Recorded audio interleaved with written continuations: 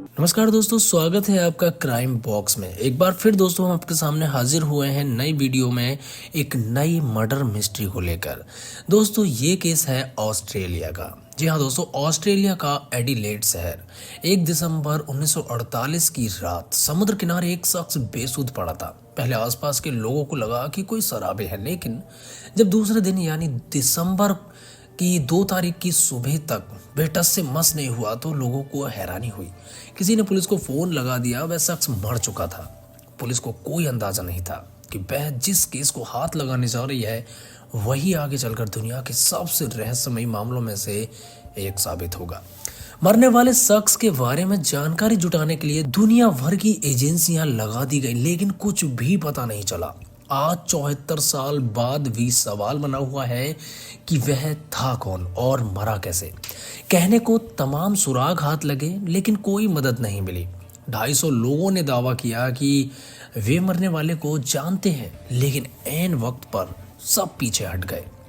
उस दिन मौके पर पहुंची पुलिस को लाश की तलाशी के दौरान कपड़ों की जेब से एक किताब का सबसे पिछला पन्ना मिलता है, जिस पर लिखा होता है तमाम सुध। यह फारसी का एक शब्द है जिसका अर्थ होता है समाप्त। जिस किताब से इसे फाड़ा गया उसका नाम है उमर खयाम की रुवाइयां। मरने वाले के पास से पुलिस को कई और चीजें भी मिली। 7 अलग अलग ब्रांड की सिगरेट, ट्रेन और बस का टिकट, एक च्युइंग गम, माचिस की एक डिब्बी। इन सब चीजों के जरिए मौत का राज खोलने की कोशिश की गई, लेकिन पुलिस जिस भी चीज को सबूत मान आगे बढ़ती उसी से उलझ जाती। अब पुलिस को इंतजार था पोस्टमार्टम रिपोर्ट का। रिपोर्ट मिली और इसने उलझन बढ़ा दी।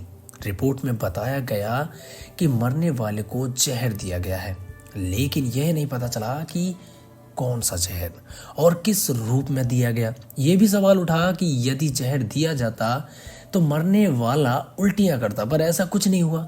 एक थियरी यह सामने आई कि उसे नींद की गोलियां दी गई, लेकिन किसी निष्कर्ष पर नहीं पहुंचा जा सका। कुछ दिन बाद एडिलेड रेलवे स्टेशन के स्टाफ ने पुलिस से संपर्क किया और बताया कि उनके क्लॉक रूम में एक सूटकेस रखा है।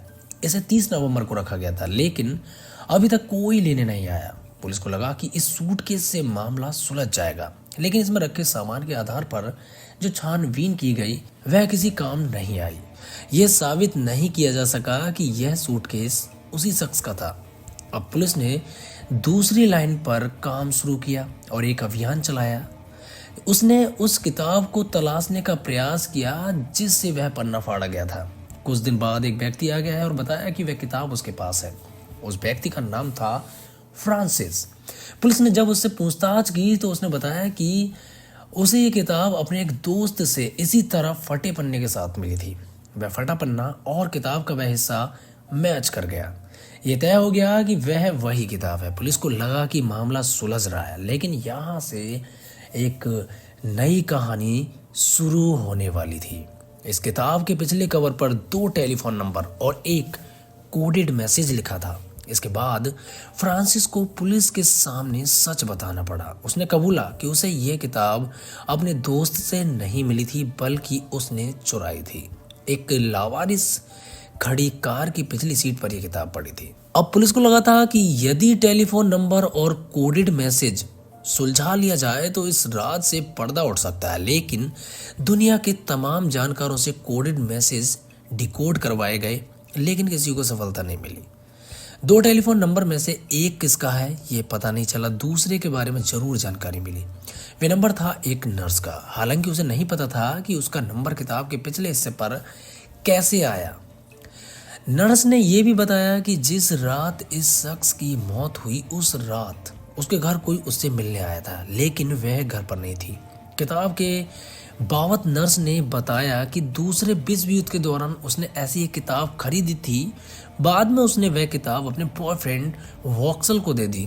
पुलिस को लगा कि शायद मरने वाला वॉक्सल ही हो, लेकिन नर्स ने सब देखकर पहचानने से इनकार कर दिया। वह लाश वॉक्सल की नहीं थी। पुलिस को लगा कि अगर वॉक्सल जिंदा है तो हो सकता है कि उससे कोई पुराना सुराग मिल जाए। अब पुलिस वॉक्सल तक पहुंचती है, लेकिन वहां भी निराशा। वॉक्सल ने बताया कि उसे ये किताब इसी हाल में मिली थी। एक पन्ना फटा हुआ। आखिरकार इतनी तफ्तीश के बाद भी पुलिस खाली हाथ थी। उसे कोई सुराग नहीं मिल रहा था। 1 साल बाद मरने वाले के शव को दफना दिया गया। केस हालांकि दफन नहीं हुआ था। अब कई साल बाद एक महिला ने दावा किया कि वह उस शख्स को जानती थी, लेकिन जब पूछताछ हुई तो वह कुछ भी नहीं बता सकी। इस तरह करीब 250 लोग सामने आए, लेकिन वे बस हवा में तीर चला रहे थे। उनके लिए यह रहस्य मनोरंजन बन गया था। कुछ दिन बाद एक रिटायर्ड डिटेक्टिव ने दावा किया कि उसने उस कोड को डिकोड कर लिया है, लेकिन उसने जो डिकोड किया उसका कोई मतलब नहीं निकल रहा था। कुछ समय बाद इस केस में फिर एक नया मोड़ आया।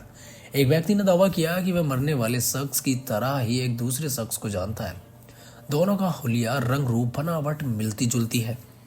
उस व्यक्ति ने कहा कि मरने वाले को एक बहुत रेयर बीमारी थी। ये दुनिया में 2% लोगों को ही होती है।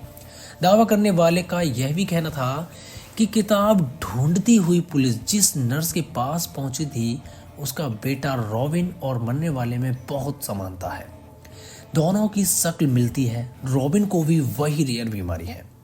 पुलिस इसे बड़ी सफलता मान रही थी। उसने रॉबिन का डीएनए टेस्ट कराने का निर्णय लिया, लेकिन यहाँ भी दुर्भाग्य ने पीछा नहीं छोड़ा। ना तो रॉबिन ने इसकी इजाजत दी और ना कोर्ट ने।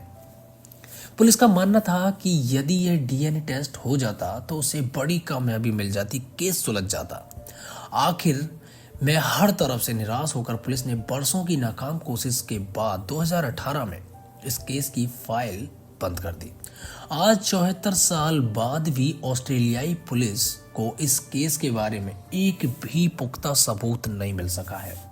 अब ये केस पुलिस में भर्ती होने वाले युवाओं को एक चैलेंज के रूप में दिया जाता है। तो दोस्तों, यह था एक बहुत ही मिस्ट्री भरा केस। आपको कैसा लगा कमेंट करके अपनी राय जरूर दीजिएगा, और इस केस से जुड़ी भी कुछ बात अगर आपके दिमाग में हो तो आप कमेंट करके जरूर बताइएगा।